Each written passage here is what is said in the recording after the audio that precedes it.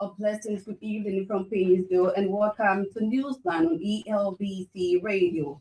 60 minutes of news presentation from and about Liberia, Africa, and our global village. Today is Friday, February 13, 2026, and I'm Basta Talo presenting in the top stories.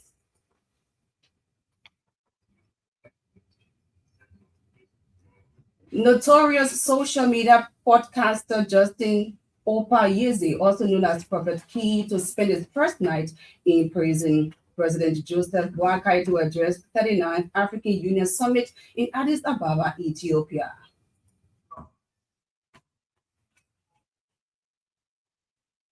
Finance Minister Augustine Kafon appointed chairman of ECOWAS Convergence Council of Ministers and Central Bank Governors. And in foreign news, South African President Cyril Ramaphosa vows to deploy army to fight criminal gangs and illegal mining.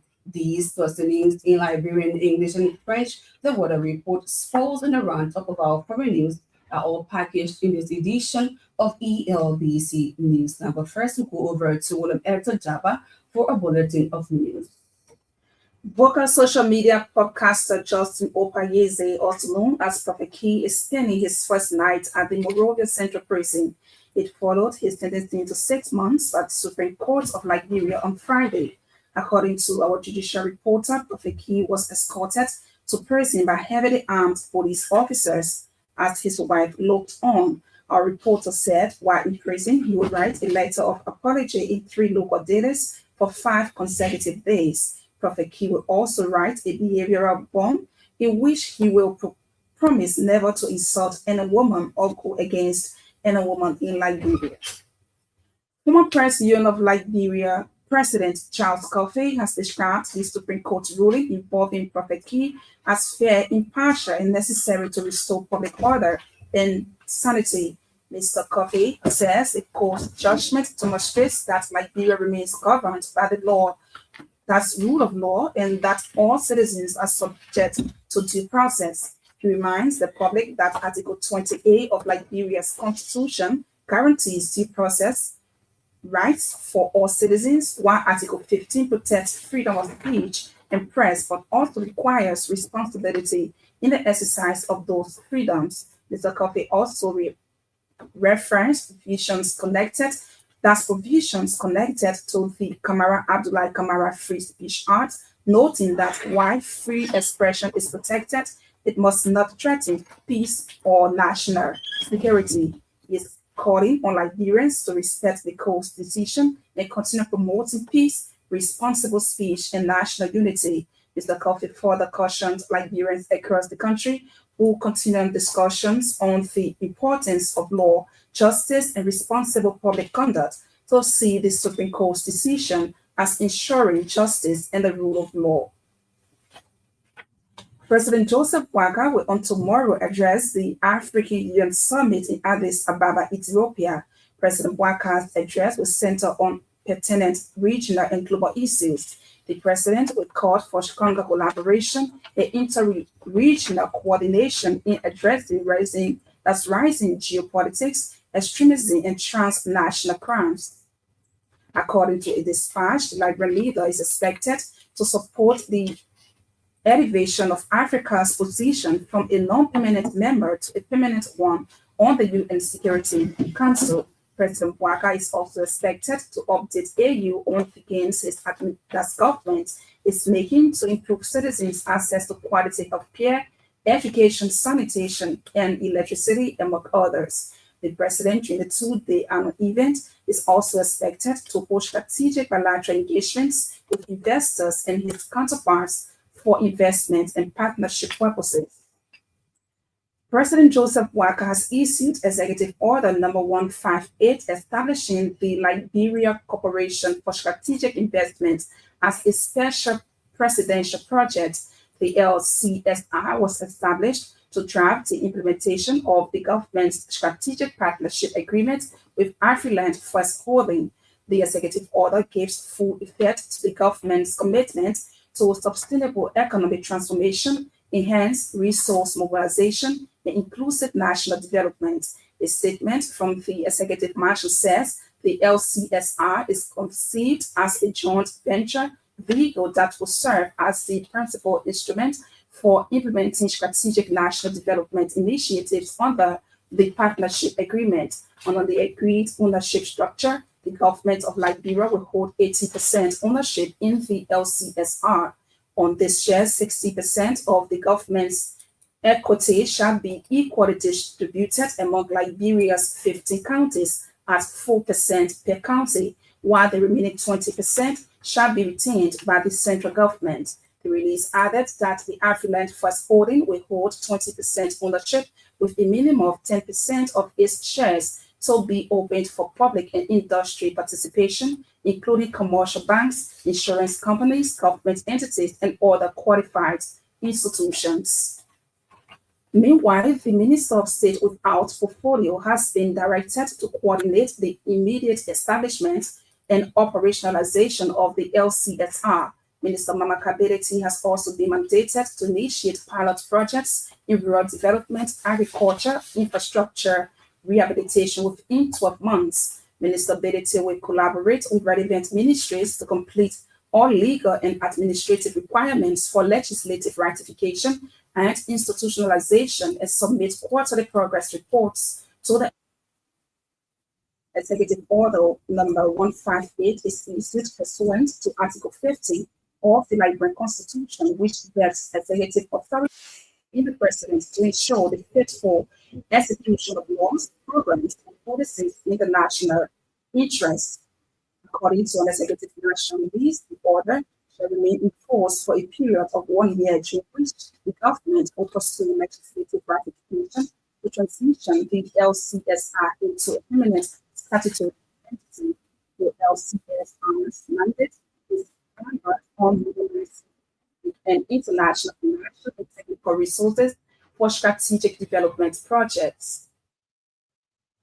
Finance and Development Planning Minister Augustin Gafuan has taken over as chairman of the ECOWAS Convergence Council of Ministers and Central Bank Governance. In his acceptance speech, Minister Gafuan expressed deep gratitude to fellow council members for entrusting Liberia with the responsibility, describing the moment as consequential in their collective journey. He paid tribute to his predecessors for their exemplary leadership and pledged to build upon their achievements.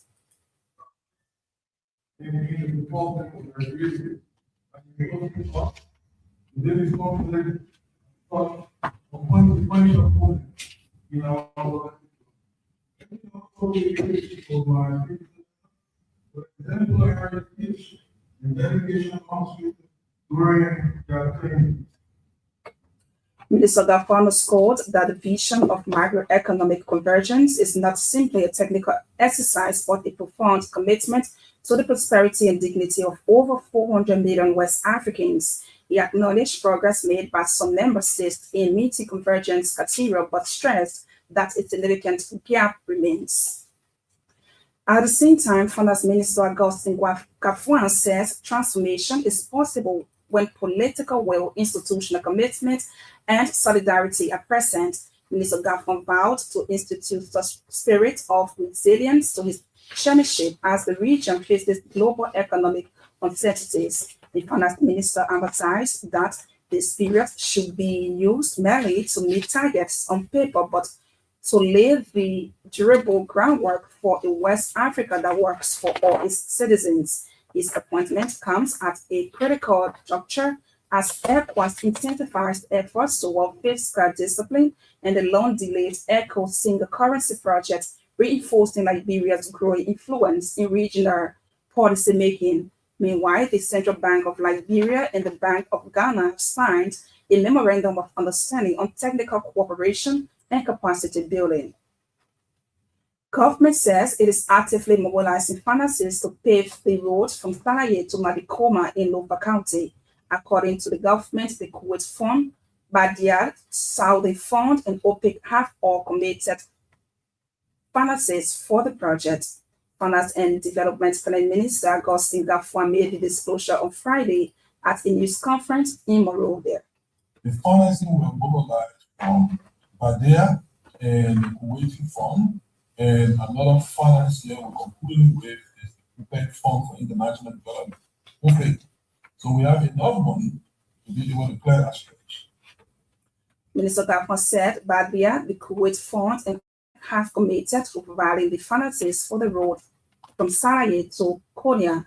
According to him, Saudi funds for development have also agreed to provide financing for the road from Konya to Yela at the Kenyan border. The Economic Community of West African States ECOWAS Commission has released its 2024 report on the progress of the postal sector. The report highlights the vital role of the region's postal network in supporting infrastructure development and economic integration. The report was launched during the 6th meeting of the West African Postal Conference Council of Administration held in Banjul, the Gambia.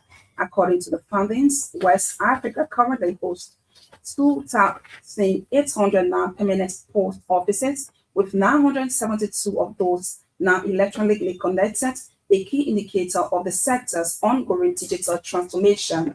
The report also points to sustained growth in parcel and express mail services, driven largely by the expansion of regional trade and the increasing adoption of e-commerce. Despite these gains, the report acknowledged persistent structural challenges, including low post office density in rural and underserved areas, as well as disparities in digital connectivity among member states. Former culture ambassador and executive director of the Crusaders for Peace, Julie Andy, is craving government's financial support to host the 2026 Golden Image Awards. The annual event recognizes Liberians home and abroad, as well as international personalities, for their contributions towards Liberia's rebuilding process.